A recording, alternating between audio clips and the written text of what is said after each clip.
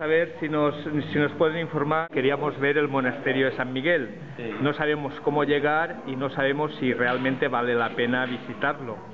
¿Qué nos puede decir?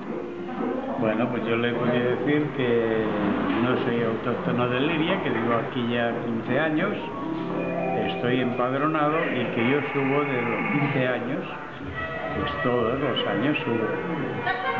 Incluso mis hijos y mis hijas pues han subido y mis nietos incluso antes de nacer, pues que lo hemos tomado como una costumbre, que aquí hay mucha devoción a San Miguel, que está en la parte alta de Liria. ¿Considera que tiene valor como monumento del edificio? Bueno, hay efectivamente aquí cosas infinitamente mucho más antiguas y de más valor histórico y tal, pero hay mucha fe en San Miguel y vienen de diferentes pueblos, incluso de muy lejos, el 29 de septiembre, pues a rendirle. Pero claro, en Liria hay cosas mucho más antiguas, más interesantes y de mucho más valor histórico.